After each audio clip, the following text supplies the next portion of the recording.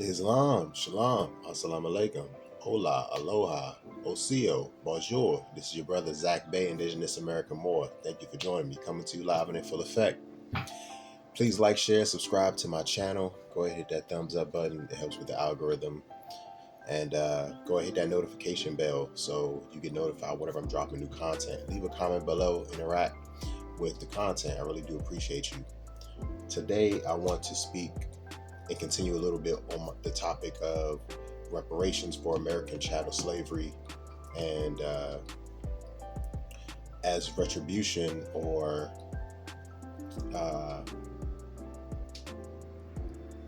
as payment for or reimbursement or restitution for American chattel slavery and systematic white supremacy here in America against so-called Negroes, African Americans, Indigenous American Moors, American Indians. I want to speak on just a little bit on the plan or the Agenda 2040.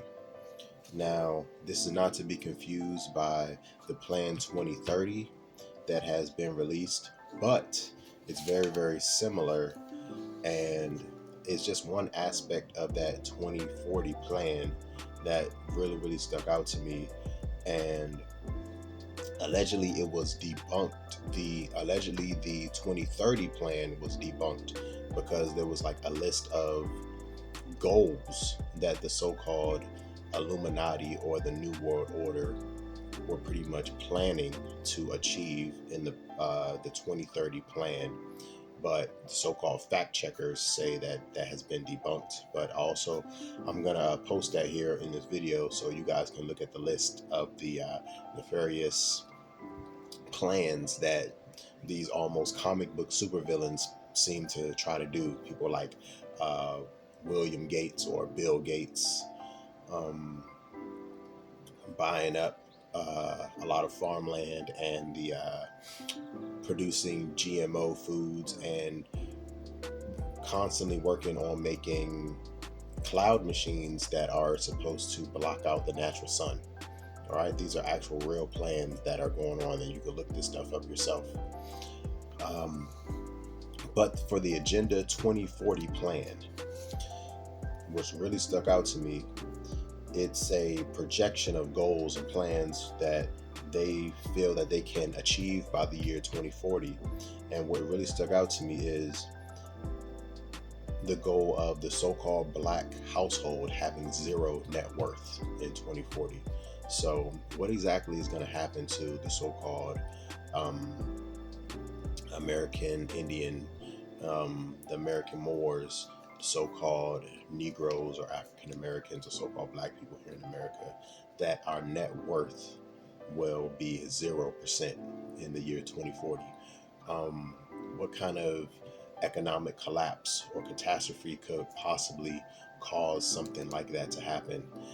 I made a video speaking about how the average household wealth between the so-called white family and the so-called black family is about 17 times apart, 10 to 17 times different. So a so-called white household has 10 to 17 times more wealth than the so-called black household. But in the plan or the Agenda 2040, the plan is to have zero net worth for a so-called black household family. I wonder exactly what's going to go on. I know there's a lot of new innovations on robotics. So robotics taking minimum wage jobs or labor jobs and things of that nature, cashiering jobs, taxis, or driving the self-driving automobiles, the fast food jobs. They're starting to create fast food chains are starting to create completely automated restaurants that need minimal to almost no human maintenance or not maintenance, upkeep. Well, sort of like maintenance. Pretty much, they don't need humans to process any of the orders, to create any of the foods. Um, it's all supposed to be done automated, and a few of the uh, big corporations are experimenting with this from maybe from one side of the country to the other side of the country. And my stance on that is do not support these completely automated restaurants. If there isn't a person there that you're talking to, don't support it. Go to another one where there's actually people there working that you can interact, but that will help protect jobs. The writers went on strike in Hollywood, and it was over AI licensing of um, a person's likeness and or voice to be used perpetually throughout the universe. So pretty much you sign a contract to have your face scanned, your voice recorded, and taken into an AI database, and then they can perpetually and universally use your image and your voice without your consent, without paying you, well, with your original consent, and without paying you for said use. Uh, then and after you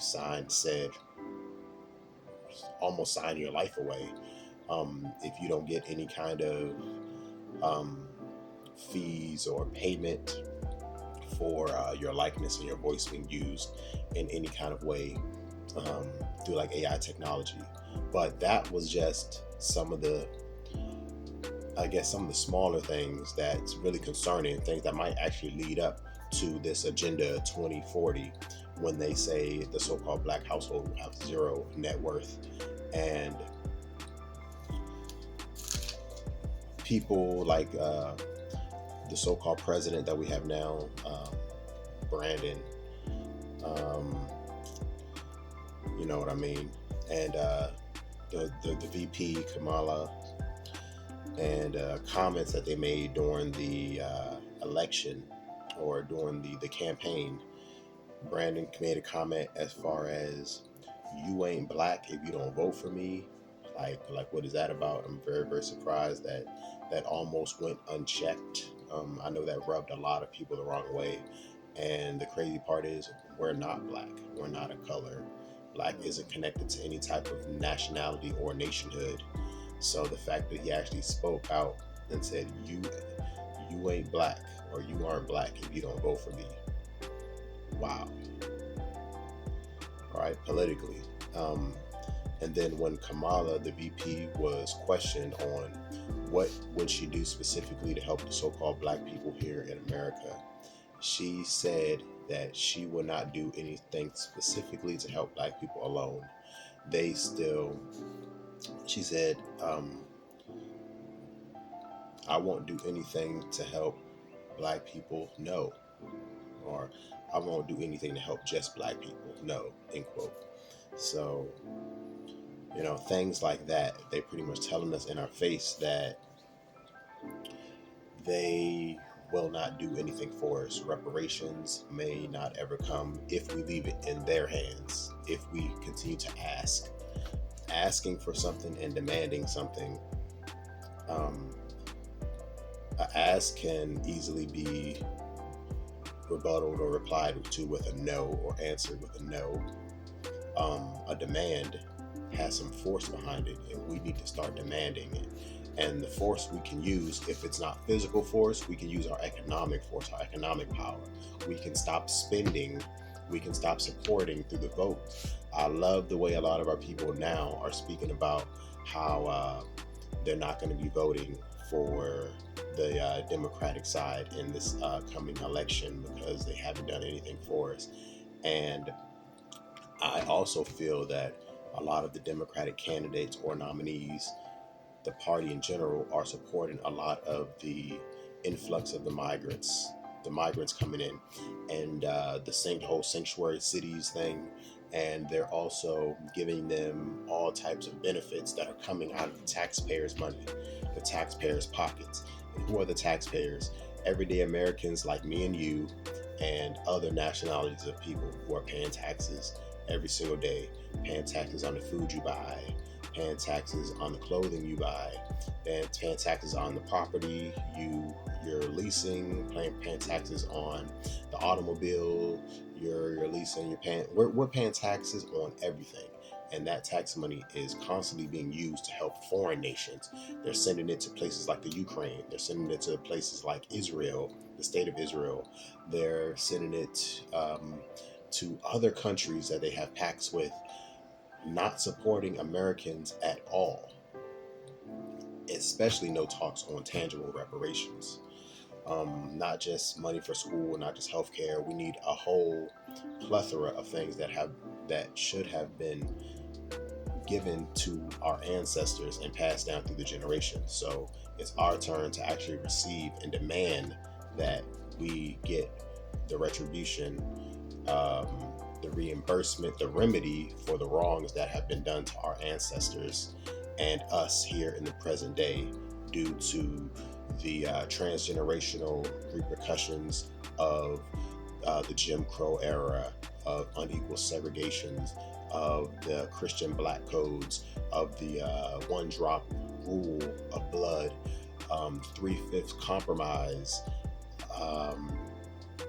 redlining, exclusion from the GI Bill, housing covens, when people or communities would have leases or contracts inside their leases where it says, do not sell this property to somebody who's so-called black, African American, Negro, pretty much. We deserve reparations, and we deserve retribution and reimbursement and remedy for the wrongdoings and the damages that has been done to us and our ancestors. The countless towns that have been burned down or flooded, actually flooded, and by like dams, the communities that have been destroyed by eminent domain so they can build interstate highways through those communities. That has all happened to our people. And of course, our people being forcibly removed through the Indian Removal Act and the Trail of Tears from the east to the west. All right, we deserve retribution for all of that, and we are going to get it, no matter what. And we have to demand it, no matter who feels like they want to pay it or not, or we deserve it or not. If these people who are going to be taxed to pay these fees, if they don't want to pay it, they should leave and go to another country. How about that? If these Europeans, if these so-called Asians, these so-called Jewish, if anybody from any nation who are not American Indian, who live here in America and don't feel we deserve reparations and don't want to pay reparations, go back to your homeland. Go back to wherever your ancestors are from, because they're not from here. Go back there if you don't want to pay, because you're benefiting, and you have benefited from our blood, sweat, tears, and labor of our ancestors and us here in the modern day. No matter what somebody might feel about it, we are owed and we deserve it. And it's no way by the year 2040, there's no way we can let this plan come to fruition as far as so-called black households having zero net worth and wealth in the year 2040. And I also feel like that 2030 plan is sort of like a Trojan horse, if you know what I mean by the historical accounts. A trap hidden within a gift. So that was just one of the things I really wanted to touch on, speaking about what the plans and the projections for the future is, and what we can do now to try to make it easier for us, or to make it more clear, because I feel like over the generations, our people really haven't been so clear on who exactly owes who. I know the artist T.I. was doing research on the Lords of London, and how he said they owed us for reparations for ensuring the ships that may have been used in some of the transportation of human cargo back and forth during the the so-called transatlantic slave trade, which did not have the numbers that were originally projected. Millions. Actually, it was only like maybe a few 100,000 tops, maybe like 300,000 at most. And that's all the Americas. So when I say Americas, that is North America, Central America, South America, and conjoining islands. All right, conjoining islands as far as Cuba, Haiti, or Haiti, Jamaica, um, Hawaii, Oahu. All of these places are America, no matter what. Those conjoining islands, all through the Gulf, all the way up to Alaska, all the way down to Chile. All of that is America.